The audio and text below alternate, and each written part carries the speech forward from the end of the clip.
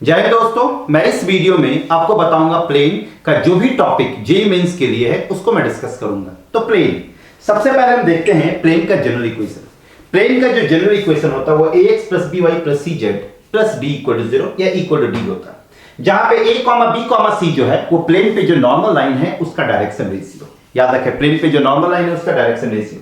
इसका vector form representation होता है r vector dot ai cap bj cap + ck cap is equal to D. अब plane का equation different form में, तो अगर किसी एक प्लेन पे एक पॉइंट मालूम हो और उसके नॉर्मल का डायरेक्शन रेशियो मालूम हो तो उस प्लेन का इक्वेशन होगा a × x - x1 + b × y - y1 + c × z - z1 = 0। अगर इंटरसेप्ट फॉर्म, मतलब अगर प्लेन का x इंटरसेप्ट पता हो, y इंटरसेप्ट पता हो, z इंटरसेप्ट पता हो तो प्लेन का इक्वेशन बनता है x/a + y/b + z/c = 1। यहां पे हम देख सकते हैं नॉर्मल फॉर्म। नॉर्मल फॉर्म क्या होता है? जनरल फॉर्म में हम प्लेन को डायरेक्शन रेशियो के टर्म्स में लिखते हैं। नॉर्मल फॉर्म में हम प्लेन को उसके डायरेक्शन कोसाइंस के टर्म्स में लिखते हैं।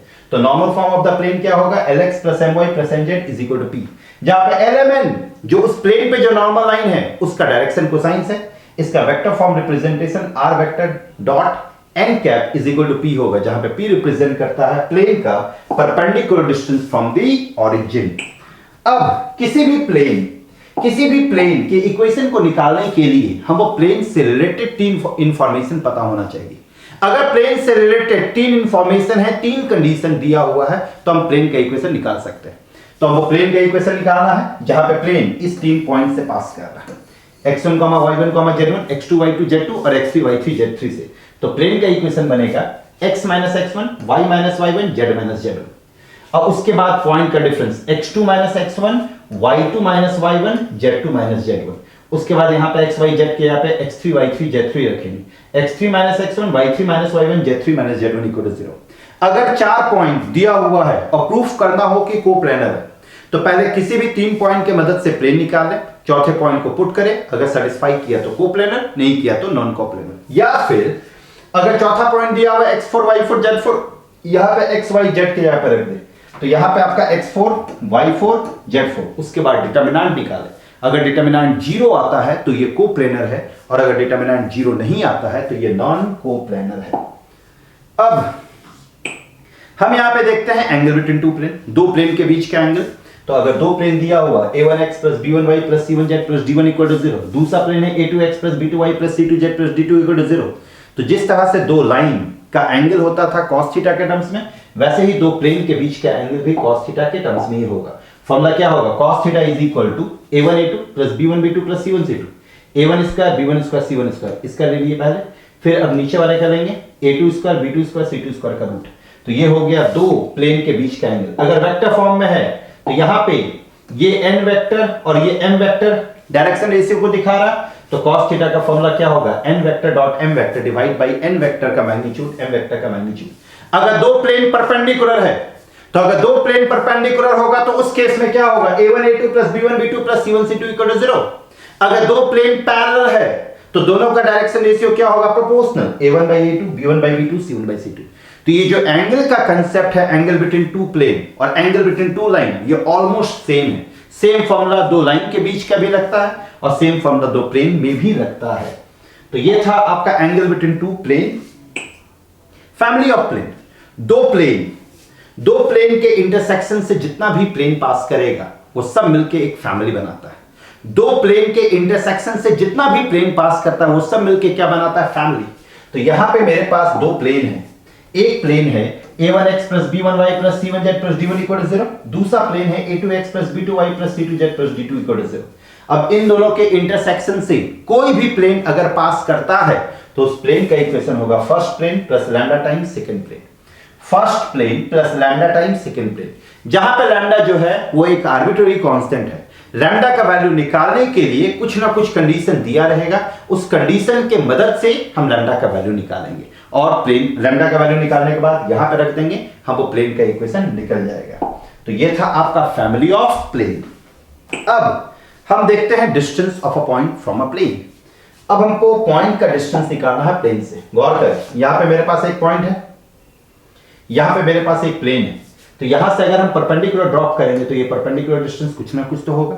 तो ये परपेंडिकुलर डिस्टेंस का फॉर्मूला होगा P is equal to A X one plus B Y one plus C Z one plus D divide by root under A square plus B square plus C square. उसी तरह से अगर आपके पास दो plane है तो दो प्लेन के बीच का परपेंडिकुलर डिस्टेंस का कुछ फॉर्मूला होगा।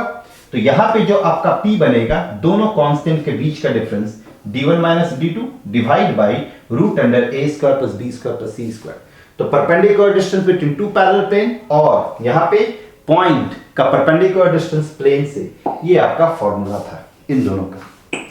लाइन एंड प्लेन, अब हम यहां पे जो कंसेप्ट देखेंगे वो लाइन और प्लेन से रिलेटेड।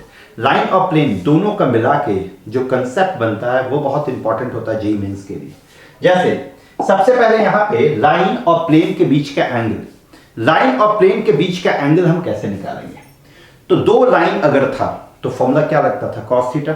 दो प्लेन अगर था तो फॉर्मूला क्या लगता था? Cos theta. लेकिन अगर एक लाइन और एक प्लेन है, जैसे यहां पे देखिए ये लाइन है और ये प्लेन, तो लाइन और प्लेन का फॉर्मूला तो सब कुछ सेम होगा, सब सेम है, लेकिन यहां पे cos थीटा के जगह पे क्या आ जाएगा? sin theta. याद रखें, अगर दो प्लेन है तो cos थीटा, दो लाइन है तो cos थीटा, लाइन और प्लेन है तो sin theta. sin theta is equal to a1 a2 plus b1 b2 plus c1 c2 divide by root under a1 square b1 square c1 square और यहां पे a2 square b2 square c2 square. उसी तरह से यहां पे vector form में देख सकते हैं, ये m वेक्टर जो है ये लाइन के डायरेक्शन रेशियो है, ये n वेक्टर जो है ये प्लेन पे जो नॉर्मल लाइन है उसका डायरेक्शन रेशियो है। तो यहां पे sin थीटा क्या आ गया? m vector dot n vector divide by m vector का मैग्नीट्यूड n वेक्टर का मैग्नीट्यूड। यहां पे उल्टा होगा, परपेंडिकुलर है अगर लाइन और प्लेन तो पैरेलल का कंसेप्ट। देखिए कंडीशन फॉर परपेंडिकुलरिटी, तो यहां पे क्या आ गया? a1 a2 is equal to b1 b2 is equal to c1 c2। अगर पैरेलल है तो परपेंडिकुलर का concept a1 a2 plus b1 b2 plus c1 c2 equal to 0। तो अगर दो प्लेन परपेंडिकुलर है तो a1 by a2 is equal to b1 by b2 is equal to c1 by c2, और अगर दो प्लेन पैरेलल है तो a1 a2 plus b1 b2 plus c1 c2 equal to 0। अब intersection of a line and a plane, अब हमको line और plane का इंटरसेक्शन निकालना।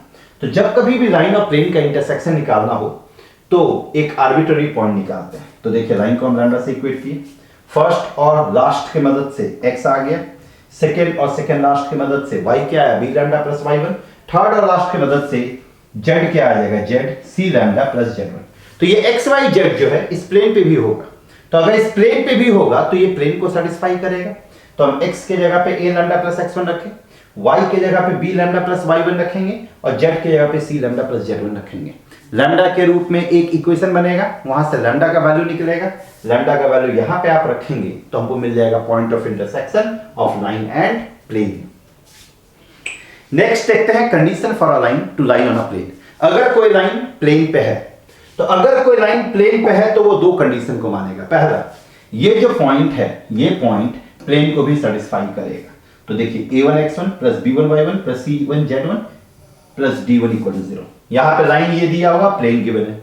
अगर कोई लाइन प्लेन पे है तो लाइन पे जितना भी पॉइंट होगा सब प्लेन पे होगा। तो यहां पे लाइन पे पॉइंट क्या है? x1 y1 z1, तो ये x1 y1 z1 प्लेन पे भी लाई करेगा, तो प्लेन को सेटिस्फाई किया। लाइन का डायरेक्शन रेशियो क्या है? abc है।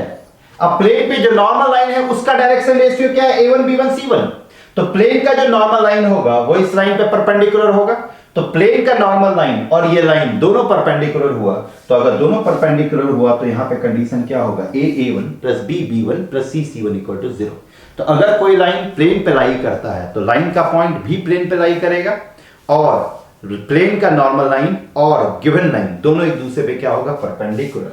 तो ये था condition for a line to lie on a plane. अब क्या है कि एक ही प्लेन पे दो लाइन है, तो जिस प्लेन पे दो लाइन है उस प्लेन का इक्वेशन निकालिए, बहुत आराम से निकलेगा। यहां पे देखिए ये एक लाइन दी है, ये एक लाइन, दो लाइन। तो अगर ये दो लाइन है, हम इक्वेशन ऑफ द प्लेन क्या मान देते हैं? ax plus by plus cz plus d equal to 0। तो गौर करें, अगर ये लाइन इस प्लेन पे है तो ये x1 y1 z1 इसको सेटिस्फाई करेगा। दूसरा चीज, यहां पे a1 b1 c1 और इसका abc परपेंडिकुलर होगा, तो परपेंडिकुलर होगा, और यहां पे भी a2 b2 c2 मतलब ये लाइन और इसका नॉर्मल दोनों पे परपेंडिकुलर होगा। तो प्लेन का इक्वेशन बनेगा x minus x1 equal to y minus y1 equal to z minus x minus x1 y minus y1 z minus z1। यहां पे a1 b1 c1 a2 b2 c2 equal to 0। दो line एक ही plane पे है तो पहले इसके मदद से कंडीशन क्या आ सकता है, x1 y1 z1 इसको सेटिस्फाई करेगा तो ये a x माइनस x1 बना plus b y minus y1 plus c z minus z1 equal to 0। फिर इसका डायरेक्शन रेशियो लाइन का और प्लेन के नॉर्मल का डायरेक्शन रेशियो परपेंडिकुलर होगा तो a a1 b b1 c c1 भी 0 होगा। उसी तरह से नीचे वाले का a a2 plus b b2 plus c c2 0 होगा। इस तीनों इक्वेशन से हमको a b c को एलिमिनेट करना है तो एलिमिनेट होगा इस डिटरमिनेंट के थ्रू। अब अगर दिखाना है कि ये दोनों कोप्लेनर है तो गौर करें एक कंडीशन अभी भी बचा हुआ है x2 y2 z2 ये पॉइंट बचा हुआ। तो पहले प्लेन का इक्वेशन निकाल दे, इसको पुट कर दे प्लेन में, अगर सेटिस्फाई किया तो कोप्लेनर है, नहीं तो वो कोप्लेनर नहीं होगा।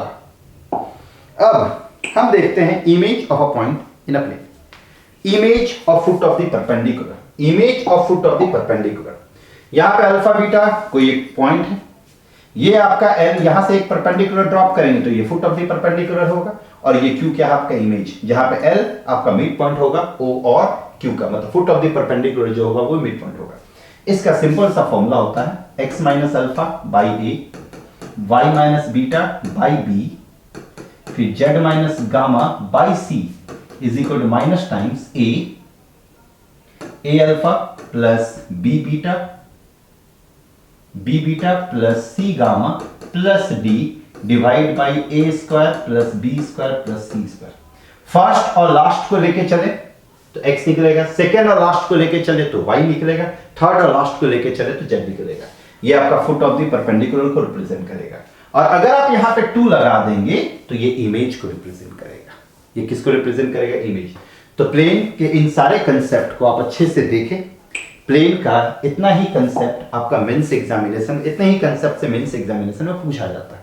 तो प्लेन के इन सारे कंसेप्ट को देखें, कुछ प्रीवियस ईयर्स के क्वेश्चन को सॉल्व करें, प्लेन आपका कंफर्म प्लेन आप बना के लाएंगे। थैंक यू वेरी मच, अच्छे से एग्जाम दें, ऑल द बेस्ट, जय हिंद।